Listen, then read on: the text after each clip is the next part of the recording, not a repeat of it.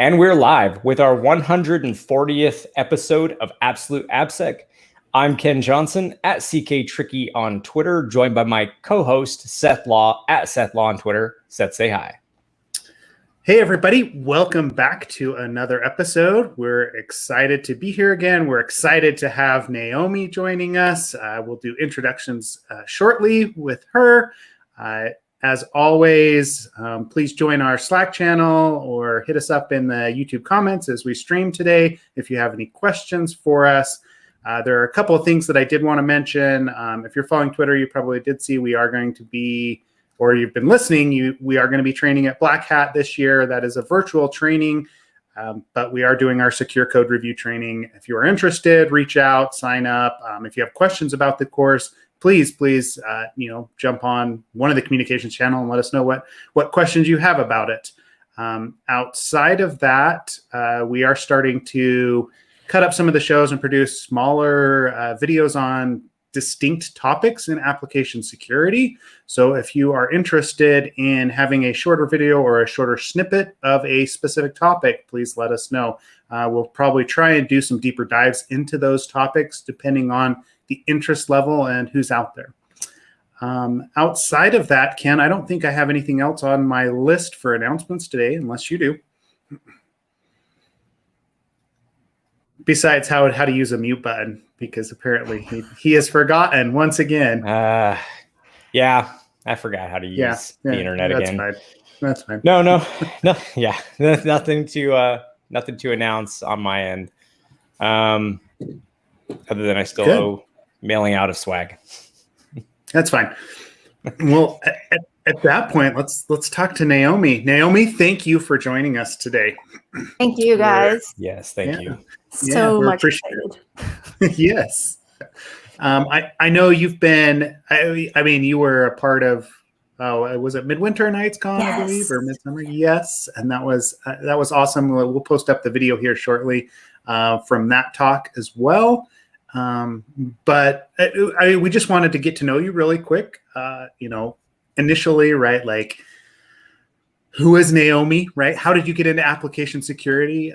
You've been, I know it's like on your LinkedIn page, you're at, Director of Information Security. I think you're a CISO. Is that your official title now? Not official title, but that is essentially what I do. Yeah. Okay. Not official title. All right. Director of Information Security. There you go.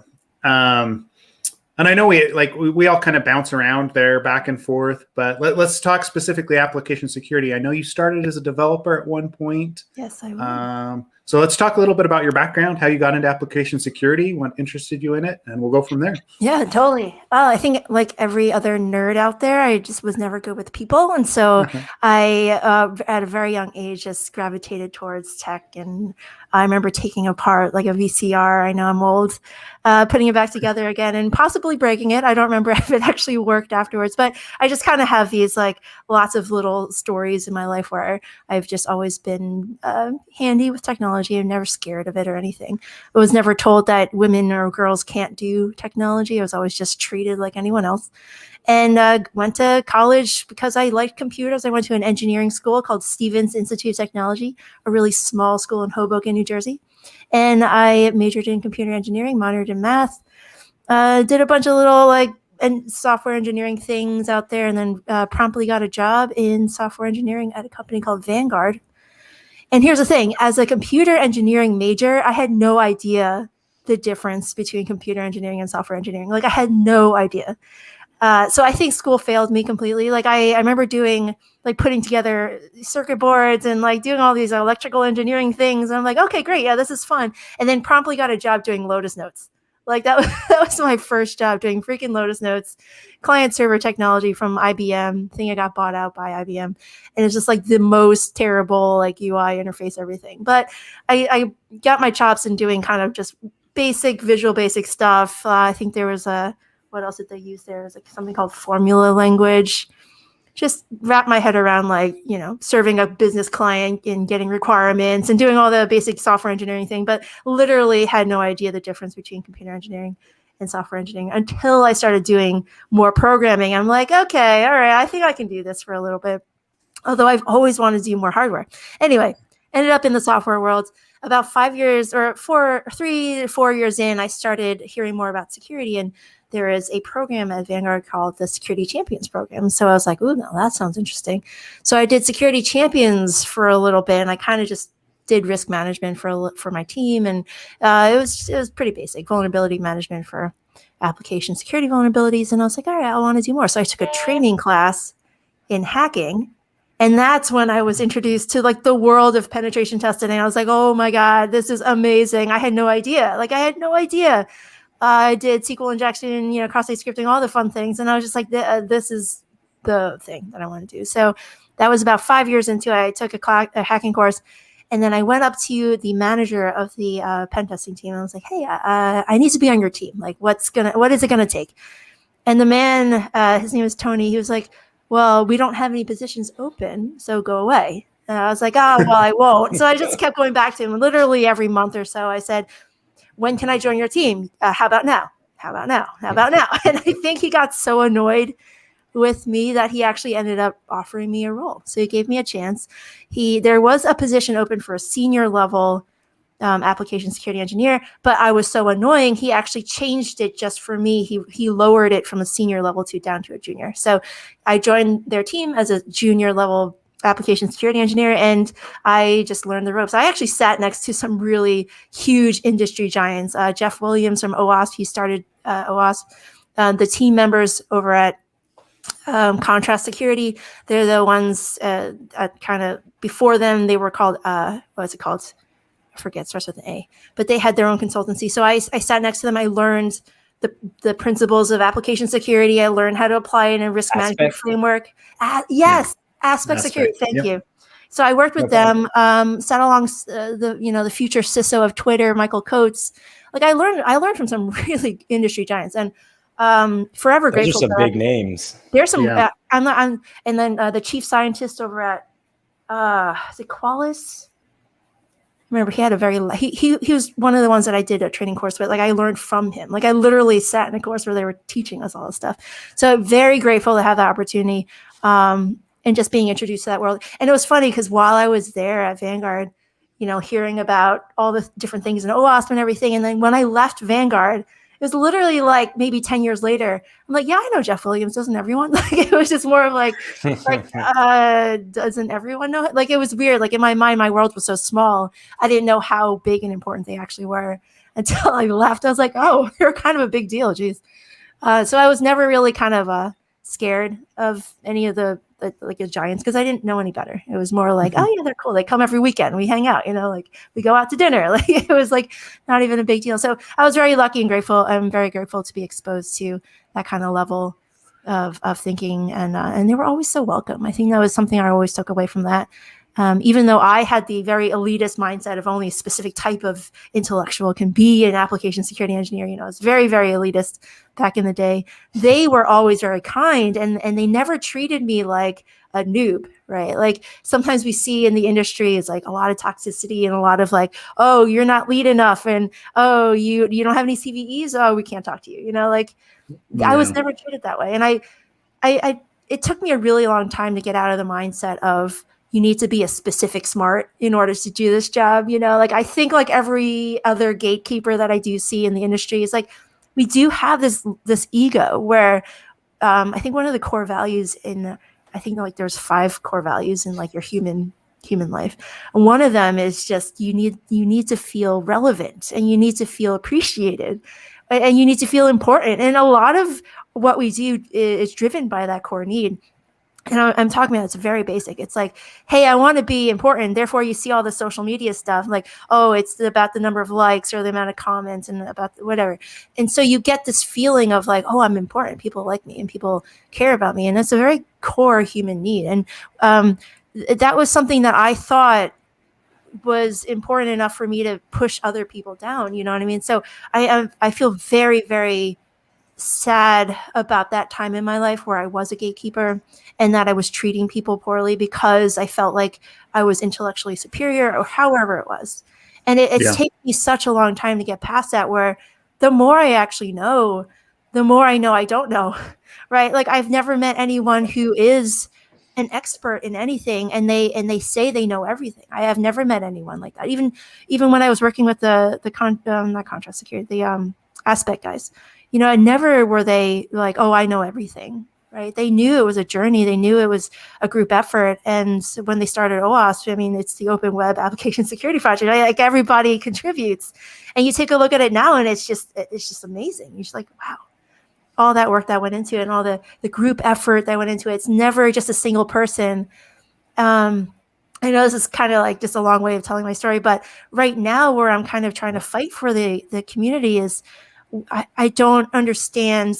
Actually, no, I'm sorry. I do understand where I came from, because that's where I think a lot of people are right now. We're still stuck in this mindset of we can only do this if we are a certain type of person, or that we have a certain background or a certain educational level or a certain way of thinking. And I think we need to break out of that, because a lot of the resources and the guides and the group projects are out there for people to consume. And if you think about it this way, aren't we doing ourselves a disservice if we aren't making application security or security in general, if we aren't making it more acceptable and easy to get into it? Why are we making it as hard as it was 20 years ago?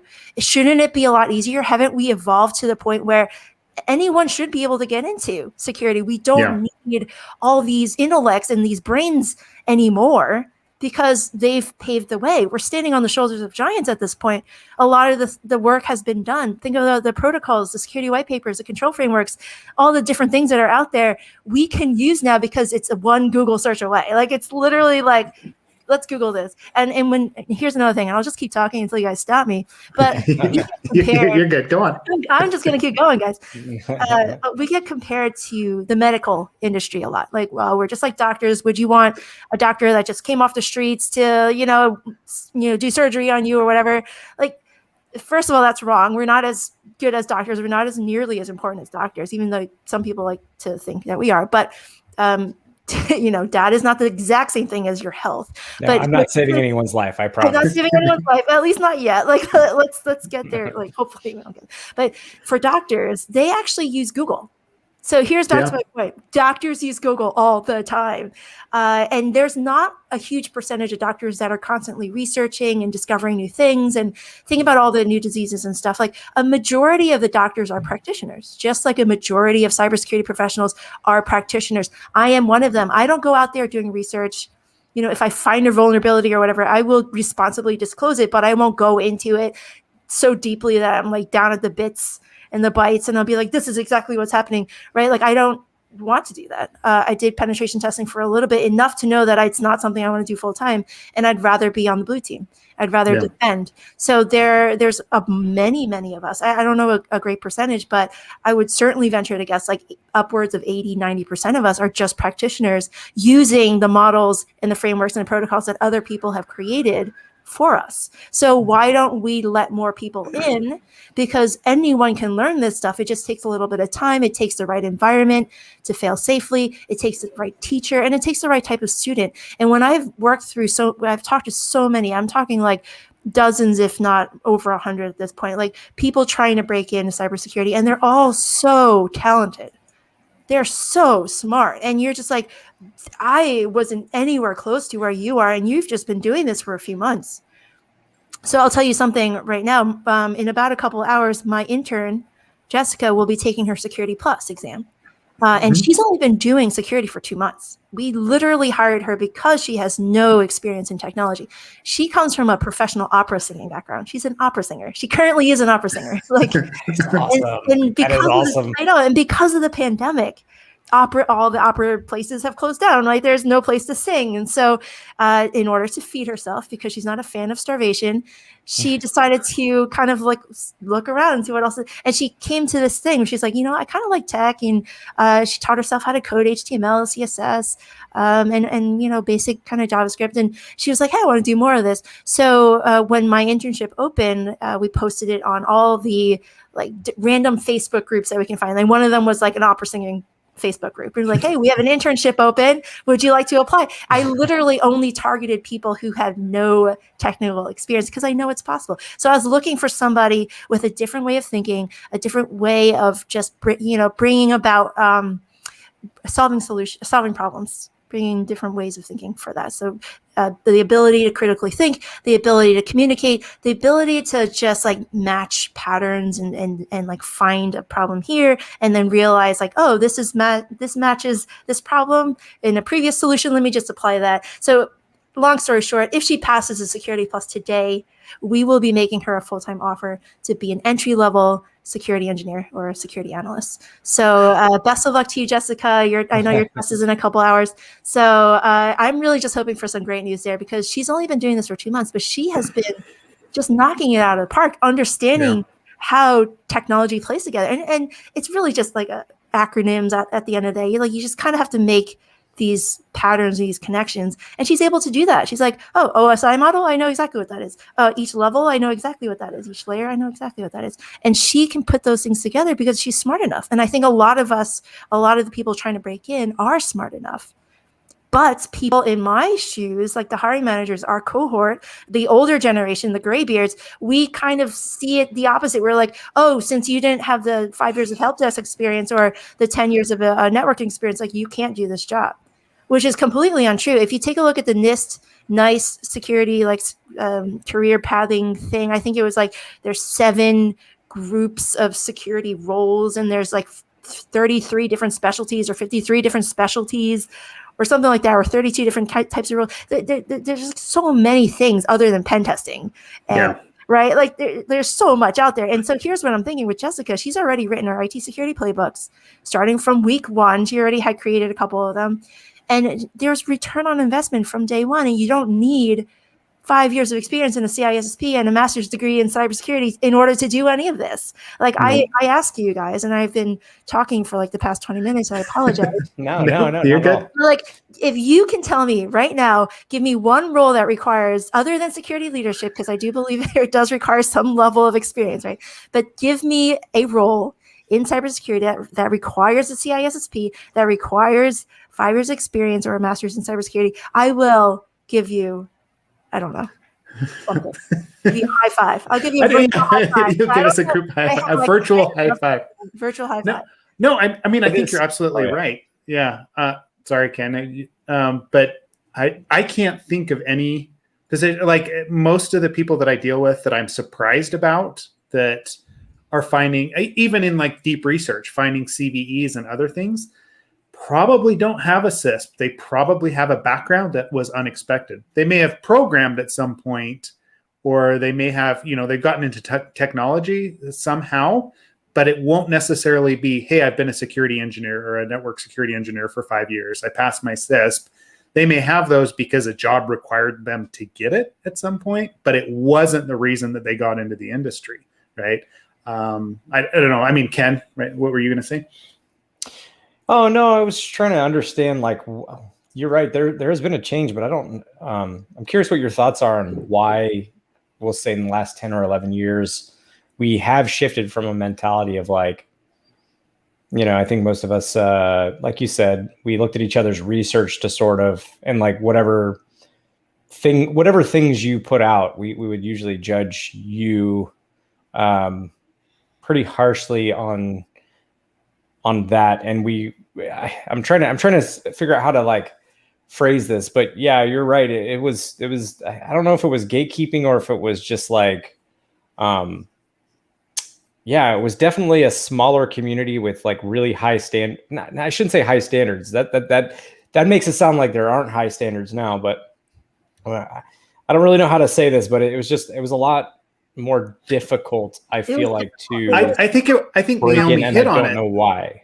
It was ego driven, right? Like it was, hey, if someone else can come into this without the same experience that I have and do it well, then I'm not top, right? Or I'm not the best, or like, and I go back to those early days going to DEF CON and Black Hat, and that was definitely the fill, right?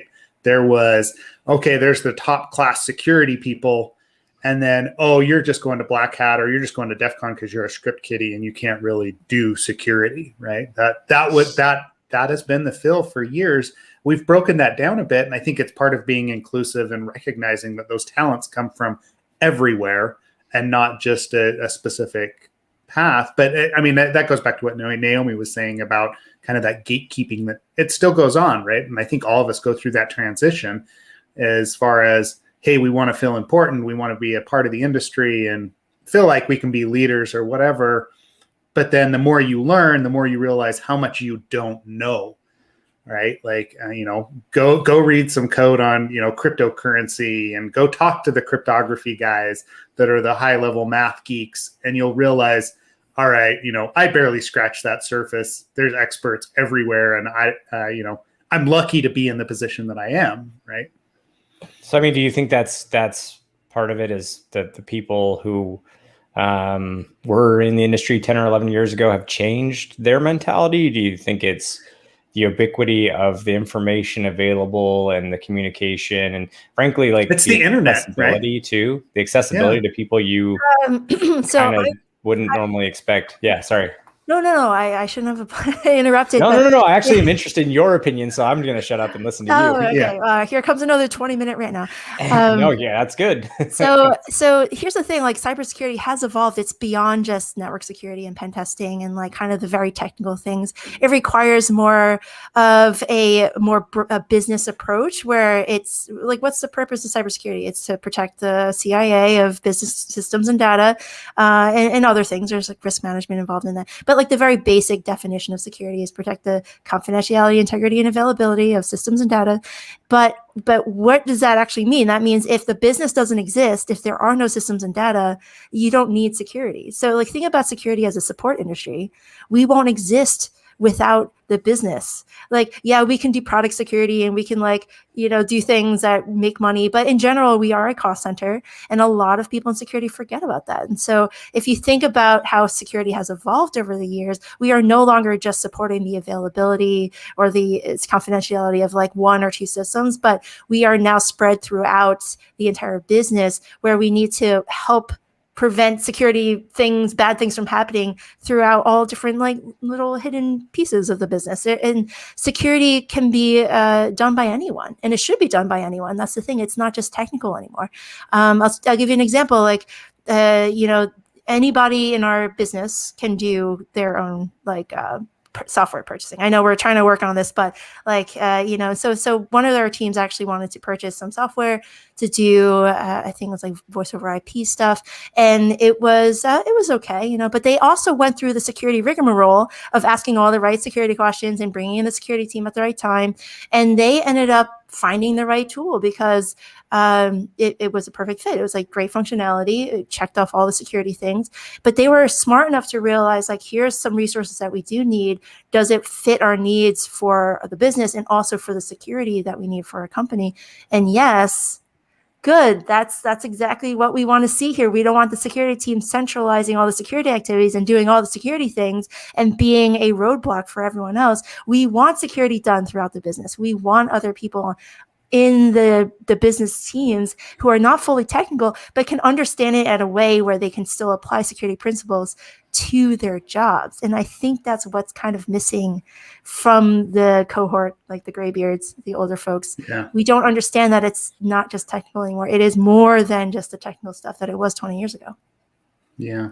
I mean, that kind of goes back to socializing security, right? Or, spreading it out throughout, it's everybody's job. It's not just the security team's job. Because I think, you've been around long enough. You've been in positions where you walk into an organization and you ask a developer about security, and they we don't worry about that. That's the security team's job, right? And we have a firewall in place, so that's all we need, right? So rather than, to their credit, right, security is hard. And if you haven't ever thought about those topics or been introduced to them, why are you worried about it when you have 100 different bug requests and feature requests that you have to take care of? It's just not something that's going to pop up. So it naturally needs to be spread out throughout an organization. But yeah, I don't know where I'm going with that, right? I just basically, yeah. Ken, I do have another. No, I have a question about. I did want to back up real quick before we go forward to the security champions work that you did, because I didn't want to interrupt you, but that seemed interesting because it sounded like part of your first entry into security was the security, meaning like it sounds like you were a developer who was the security advocate for the development team and was a security champion, as we often call it. So I guess I want to go back to that and ask a few questions. Number one, like how did that, what were the successes and what were the failures or things that could have been done better with your security champion program? I bring this up only because we're on our 140th episode. We've had a lot of conversations about security champions. Some people have negative experiences with these types of programs. Some folks have amazing results. And I'm just curious, like, if you can think back to things that you thought went well with being a security champion. And by the way, one of the most awesome outcomes, I think, for a security champion is to end up in the field, the AppSec field. I think that's like a really huge success. But yeah, I'm just curious, like, if you have any thoughts on what could be done better, what went well, things like that. Yeah, that's interesting. I'm creating a security champions program now here at Beam. I've only been here for 5 months, but it's building an AppSec program from scratch is one of the things that I've been tasked to do. And part of that is building a security champions program. And this is how we're doing it. I'm just generating interest at this point. Like, let me tease out the people who are kind of interested in security. Like, let me take a look at the developers. Have any of them worked on security stories in the past? Have they closed out security vulnerabilities? Do they show me that there are security vulnerabilities? Like, are they the eyes and ears of the security team already? And those are very natural fits for our security champions program. So finding the right people is always like goal number one. I never want to press upon a developer, like a Scrum team, and be like, hey, I need one security champion from each Scrum team. Like, that's it. Like that's a terrible directive. I'd rather just find someone with interest who already wants to be in security, or at least wants to do security better. Because I think in general, developers would like to do security. They just don't really know how. They don't really have the right guidelines or requirements, and they don't have the training for it. And that's where the security team can come in, is provide that guidance and the requirements and opportunities for training, and then leveling everyone up at the same time. So part of the security program I'm building now is, one, finding the right people, two, sending them to the right training. So we actually just brought in our first hack-along. Folks over at ISC, the independent security evaluators, I think was this Ted Harrington wrote a book about hackable. Oh, here it is, copy of it. I don't know if you get. I know you're vendor agnostic, but it's a really good book. Talks about how to write application security done right.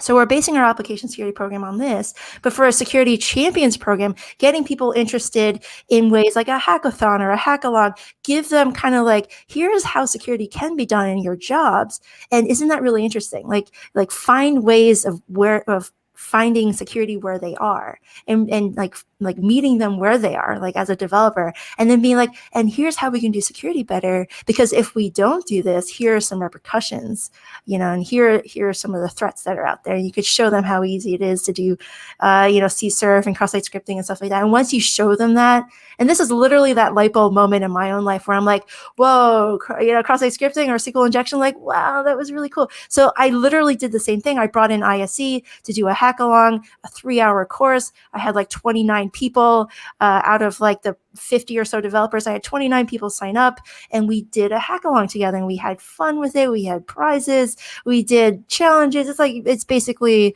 like capture the flag, basically. And you just go around, you're trying to hack all the things, and at the same time watching the professionals do it over at ISC and just hacking along with them. And so generating that interest was kind of that first round. But like, I wonder who's going to even show up to this training. And then I'm going to hit you up for some more, like, hey, do you want to do more of this? Here's some more stuff that I can send you to, and here's some more things you can help me with. And that's literally what my plan is. It's getting the interest, finding the right people, and then being like, what else can we do together? Because this is all a journey. It's like application security is literally like not us versus them. It's not security versus the developers. It's literally like together. I think the hot new term is DevSecOps, right? Mm-hmm. So you've got shifting all the things left. So once the developers are on board with it, then that's when the magic happens, and you're like, okay, now you own the security. I'm just here at the end of the CI/CD pipeline. I'll just be like, I just want to make sure security is done right. So you as a security professional are there to audit at the end. yes, you're going to level up security and give them the tools and the training and the resources in the beginning. But as your as your developers are getting better at security and they're just going to iterate and get better and better and better, you're going to see the results of that at the end. So at the end, you should see fewer vulnerabilities in production. You should see better functionality tests for security unit tests. You should see all those as evidence of security actually happening. You should see security in their architecture diagrams if they do make them.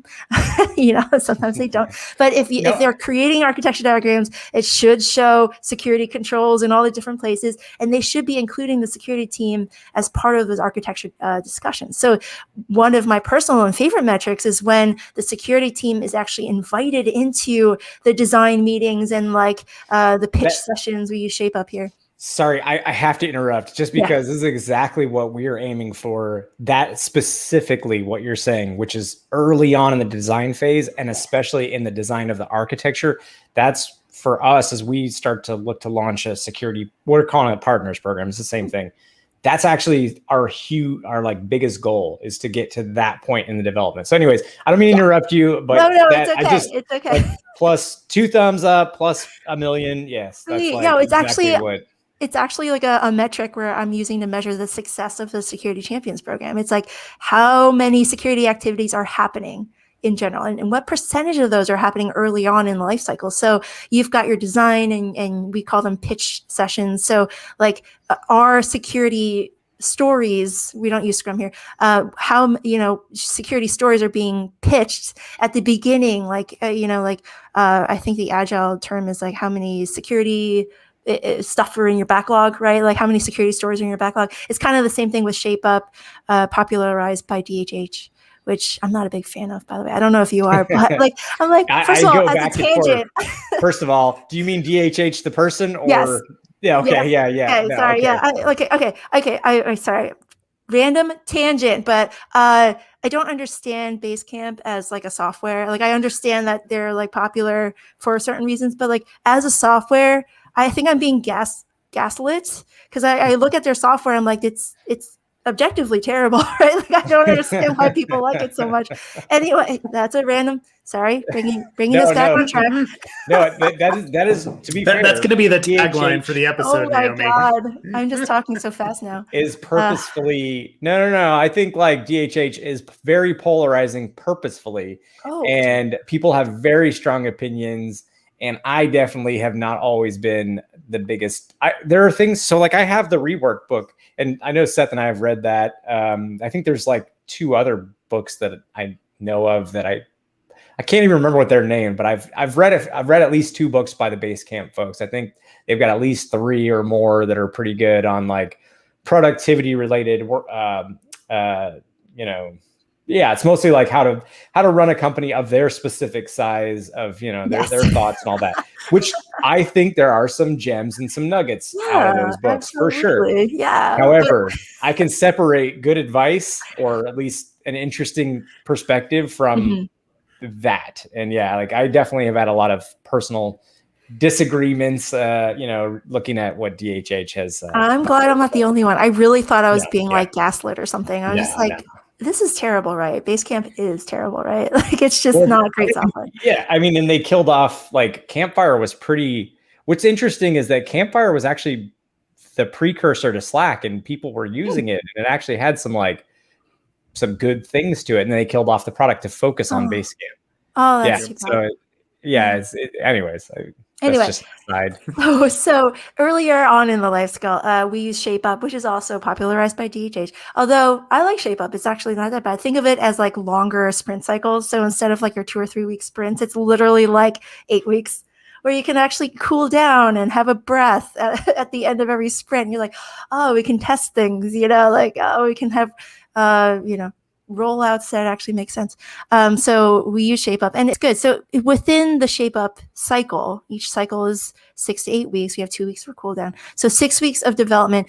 In those 2 weeks of cooldown, we actually pitch for the next cycle. And so how many of the pitches include security, or how many of the pitches are security pitches, which are really interesting. So you start seeing more and more of that. You're now there's a section within the pitch itself about security requirements or security considerations, right? Things we need to watch out for, possible tech debt, all these things should be listed.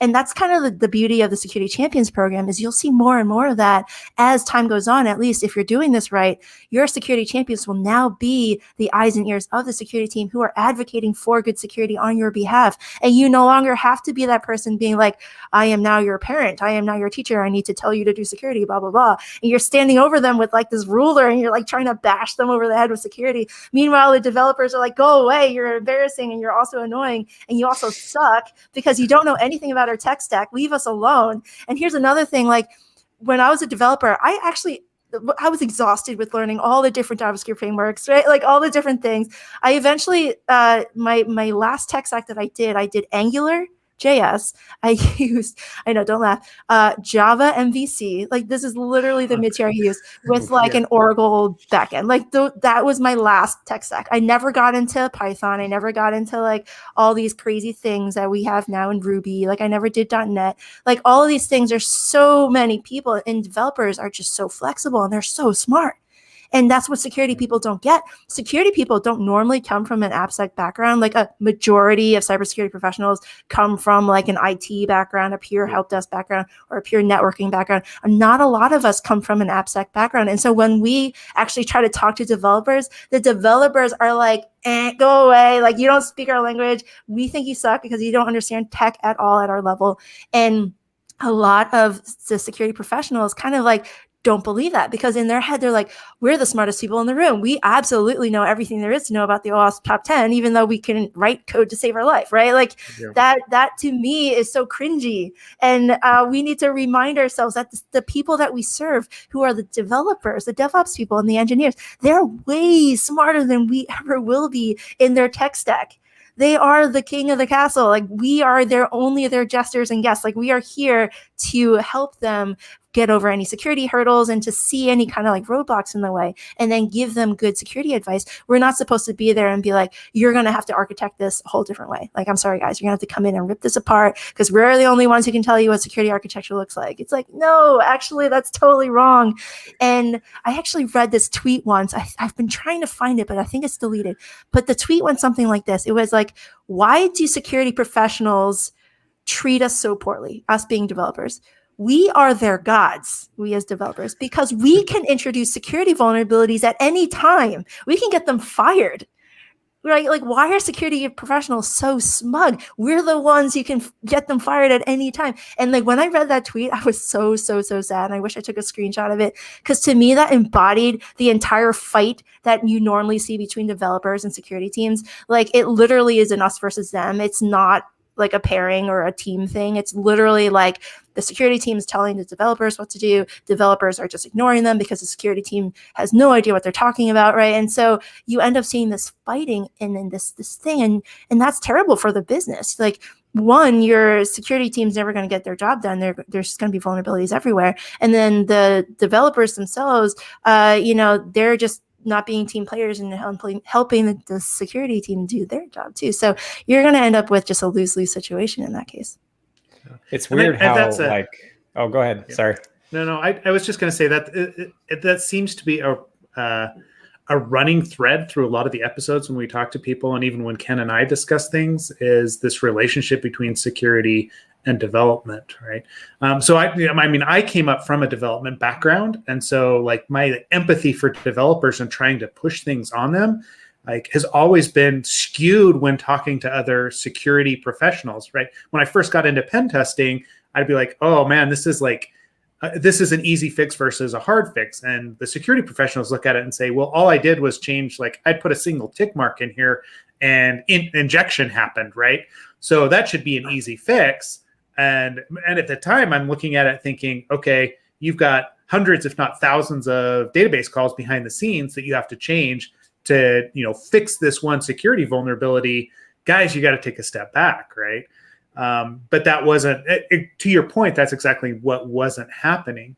I did want to rewind a little bit on what you were talking about with, having developers take over the conversation, right? If they take over the security conversation, you have done your job because you don't have to be there for every meeting, every stand up to inject security into their process.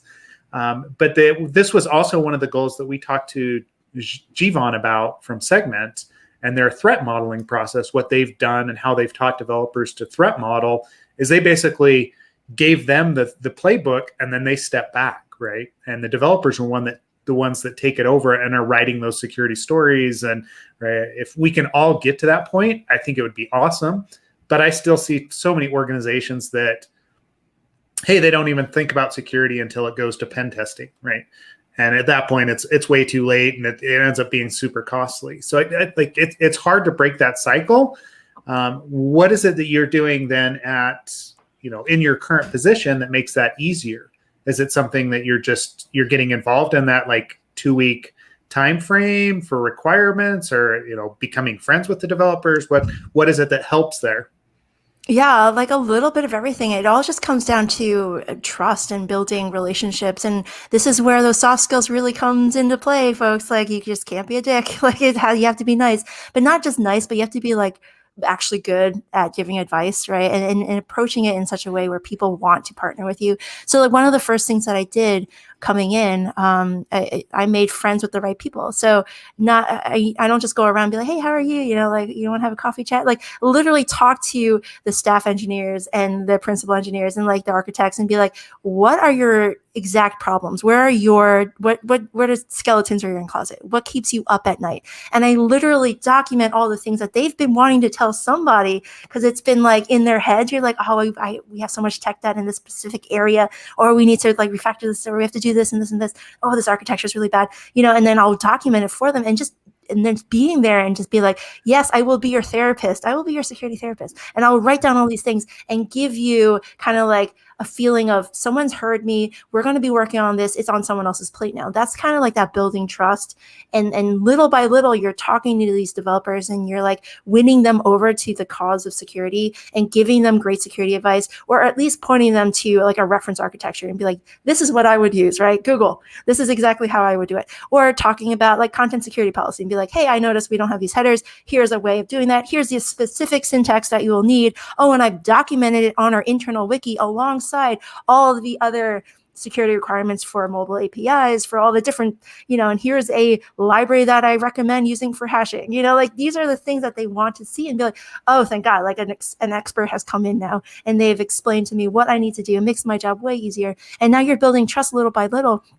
And I haven't been able to talk to all the developers, but I at least talk to the ones that really count and really matter. And everyone knows this. There's always like 1 or 2 people on the development teams. It doesn't matter what level they are, but they're always like the go-to people, like guys and girls, right? Everyone knows that they're like the cream of the crop, right? Like, these are the people you want to influence because they have the biggest pull and sway amongst their team members. So those are the people that you as a security person want to win over. And once you do, it gets way, way, way easier. And then you start bringing training in, you start bringing opportunities for them to learn. The next thing that we're doing is AWS instructor-led training, where we have security engineering training for anyone who wants to do it. And then we also have like development on AWS as just a broad thing, not just a security focused training, but like, here's training that will help you for your work. Like, come join us. It'll be for free for you. Come on in. Like, and just including people and understanding this is their job and they want to be better at it. And we'll put security in there too. But my main goal is for them to be better at their job in general, whatever it is. And yeah, on the side, I'm like, I want you to do more security for me, but like, I first I have to get them to understand my cause too. And my cause is their cause. My cause is to make the business great. And so my security objectives and my goals for my team should align 100% with the business goals and with the goals of the developers. So the developers should have KPIs and OKRs that say something like, we don't want PHI in our local development environments. Great. How can the security team help with that? Well, like, let's talk about security architecture if we want to put stuff in the cloud. Like, how is that actually going to work? Right. And then like helping them through it. But they're the ones leading that conversation. They're the ones bringing those problems to me and to the leadership team and be like, here's what we want to do. The security team is going to be like, you have my 100% backing. I'm so glad you're doing this. Those are the evidence and the symptoms of great security communication and a great security culture being built from the ground up at any organization. Yeah. And I think like, since you mentioned culture, I think company culture plays a big part in this too. I think so. One of the things I do like about GitHub, where I work is that half the interviews are pretty technical. I mean, there's a bar you have to meet from a technical standpoint, of course. The other half of that, though, it's about, who you are. So there's a lot of like leadership principles, conversations. There's diversity and inclusion conversations. It's not always comfortable, but it's aimed at making sure you're not just a technically, proficient person, but you're a person people want to work with, and I think that goes a long way. Like just the idea of the company, not just security culture, but the company culture being focused on, having good communication across teams, like having people that genuinely like want the best for the other person on the other side of their screen, the best outcome for the company, the best outcome for the customers that use the product. And I know all that sounds like really hand wavy, but I do think that like company culture starts in like, since we're talking about gatekeeping in a negative light, I think there are positive times where there's gatekeeping, which is, maybe that's the wrong term, but there is a certain level of comfortability as you enter into a company, like as who you are as a person. And, that makes a huge difference. And then of course, reinforcing that every single day at the company, right? Like through reviews, through feedback, through honest communication, and honest communication is hard. But I do think there is that whole, you can do what you should continue to, like you said, go that route as a security culture. But like, I do think it helps to start somewhere at a company that focuses on that, like why I say that is, I feel like Seth, in consulting, you see the difference between how companies, like to your point, Naomi, you definitely see antagonistic relationships, and you also see very positive relationships, and you can almost tell what it's going to be like just by the company that you're going to talk to. Like you kind of have a feel already for how it's going to go.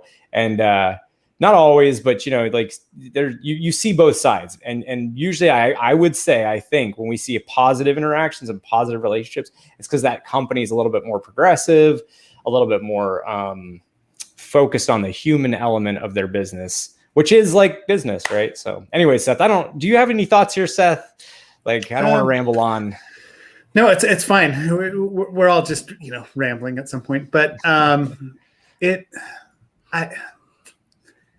amazed me. I said this in Slack too. It amazes me that we're still having this conversation, right? Like it feels like we've seen this happen, like these competing, like it used to be IT and security, right? It was for years. It's development and security seems to be the latest one. But we have the same kind of silos that these companies are setting up. And I don't know if it comes from culture, if it comes from the top, or if it just comes from ego again. But it amazes me that we're still having this conversation because it's something that we did discuss 15, 20 years ago, and we just haven't seemed to learn the lessons that we needed to learn. There's organizations that where it has been broken down, and you see how well they do and how they use security as a feature, and it's a part of their DNA. It's a part of the products that they put out. And it's a part of, hey, we're keeping everyone safe, customers, employees, all across the board.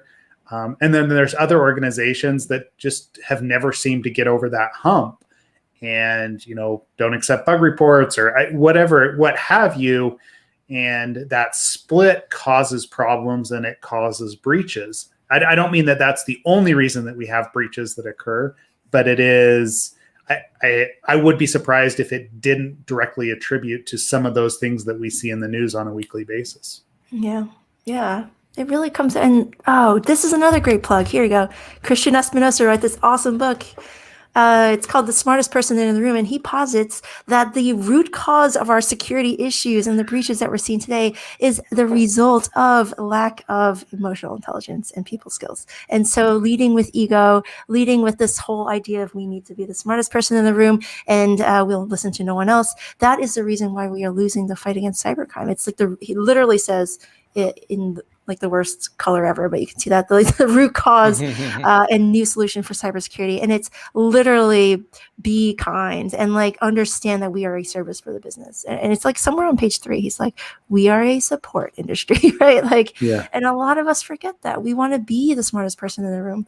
And literally at Vanguard, and I will say I had a wonderful time learning at Vanguard. I had a lot of great opportunities, met a lot of great people. But one of the takeaways that I had growing up in that space, and I was there for over 12 years. So understanding that space, security actually had this grip on IT. Like it literally is security, whatever security wanted to do, IT had to follow. It was, or the business. It was never about what the business wanted. I remember being part of conversations and security would be represented, right? This 1 or 2 people here, and the rest of the meeting full of people, 10, 20 people, business folks trying to convince the security team that this is what they needed. It was literally the opposite. Like I just remember thinking, oh, security. And so I brought that mindset to my next job, thinking security would always be this important player, right? And like I was just so flipped around. That was my normal. I went into my other roles thinking security always had that pull on the business and that we had the final say on certain things. And the more I've learned in my career, it's like literally the opposite. Like it's like the business is going to do what it needs to do. Security needs to make sure they're not going to fall flat on their face. Like and I use this analogy a lot. If your business is like a rocket ship, right, and you're like on the way to the moon, like your job as a security person is to make sure everyone's buckled in, right? Your blasters aren't going to explode on you. You're going to clear out any asteroids. Hopefully you can do that. You're going to laser away any aliens. You're going to like help them get to the moon in the safest way possible. And that's literally what your job is as a security person. You're there to support the business. And maybe that's not true for like government entities and for research firms and things like that. But like in general, majority of our privately owned businesses are going to have security as a support industry, not the other way around. So, I mean, along those lines then, right? You look at the news, do you feel like we're failing? I mean, by any objective measure, yes, we are failing. I think from Forbes, a study done by Forbes, I think by 2025, cybercrime will be a $10.5 trillion industry. And that's only just growing year over year by the trillions, right? I think only 10 years ago it was still in the billions. And then think about how that leads to our everyday lives. Like, where is that money actually going? Where does money earned by cyber criminals actually go? Do you think they're going to Walmart and Target? I don't think so. I think it's actually going to more crime. Like think about human trafficking or funding for illicit wars or for just like really bad things like drugs and stuff. And it can really hurt real people, like real lives. I think the Colonial Pipeline, actually killed real people. I think 5 or 6 people actually lost their lives because the executives on the Colonial Pipeline team decided to shut down their systems in order for them to bill people correctly, right? Wasn't it like their billing systems that were ransomed, right? So they're like, so we're not going to give anyone free gas because we can't track who's buying the gas and we can't charge them for it, whatever. And so people ended up putting gasoline in their cars in open containers and getting into accidents and exploding in like a fiery mess. But like that's the direct result and consequence of decisions made by the executives at companies that don't take security seriously. And think about it as just a loss for humanity and a loss for the world. But things are just going to get worse. And I hate to be this whole like, sayer of bad things. Like I'm not this negative in real life, I promise you. But this is why I fight so hard for getting people into security, because we need to train the next generation now, because in 5 years, we're going to still have these problems. I would rather have a whole generation of people with 5 years of experience helping me out in 5 years than being in the same exact position, looking for people with 5 years experience that we didn't train and mentor 5 years earlier because we didn't think they could do the job, where I think they can do the job. We just need to train them, give them safe environments to learn, and then let them do things, let them help, because in 5 years, we're going to really, really, really need them. It's just going to get worse. Yeah, it feels like we're at this tipping point where for years we've been saying it's going to get worse. It's going to get worse. And now Colonial Pipeline, like ransomware, the fact that all of the infrastructure is online and can be targeted like Colonial Pipeline. It used to be that these huge health data got exposed or breached or Target, whatever, right? Like there was specific kind of small incidents, but it feels like we've got one of those that's happening every couple of days now. And and we just ignore it, right? Like I remember when we had Jerry on the podcast, Ken, and he was saying, okay, if a breach happens and no one reports on it, did it really happen, right? Like, the tree falling in the forest, because no one cares anymore. We have breach fatigue and we have cybersecurity fatigue because we're all so tired of it. But we also don't see the end result. Like we don't think stolen data is actually going to affect our real lives. And here's what I'm saying. It is affecting our real lives. It is getting worse and worse. And there's another story out there somewhere in the Midwest in the United States actually had a police station. Their photos of crime scenes were stolen by hackers, and the hackers are criminals. I'll just use the word criminals. The criminals asked for a ransom to make sure that the pictures wouldn't be exposed online. And these were crime scenes of like dead bodies and bloody body parts and all these things. But the police station declined. They said, no, we don't want to pay $50 million. Go ahead and do whatever you want. But so what did the criminals actually went to the victims' families, the people in the crime scene that have been murdered. They went to their families and be like, hey, if you don't pay us money, we're going to release crime scene photos of your loved ones. Right? Like this is affecting real people. This is not just data. This is not just ones and zeros and PII. This is like literally people who can't get a mortgage, people who can't get, whatever, all these things like that are milestones in life. They can't have a good life because of cybercrime. And it's just going to get worse. And so we're having this come to Jesus moment where we're starting to realize it's crossing over into the physical world and it's just going to get worse. I don't want to be 80 years old and experiencing the same exact security incidents that I'm experiencing now. I don't want to get phone notifications when I'm 80 years old, dying on my deathbed in a nursing home, be like, hey, your bank account was just, breached or whatever. And be like, like, I don't want to have that kind of stress in my life. I want to relax. I want to be like, I'm going to just get easy. Like everything is fine. Everything's you're never going to be able to retire, Naomi. That's what I'm saying. I want to retire. Don't you want to retire? I want to retire. Let's train and mentor the next generation of cybersecurity professionals so we can retire. How about that? That sounds like a plan. Yeah. Good. Well, we want to be cognizant of your time, right? Like I said, we just go on and on, right? But Ken just posted or dropped it in there. Cybersecurity gatekeepers. We're gatebreakers. We're the. Oh, sorry, gatebreakers. Just said cybersecurity gatekeepers. I know. Naming things is really hard. Yeah. Yeah.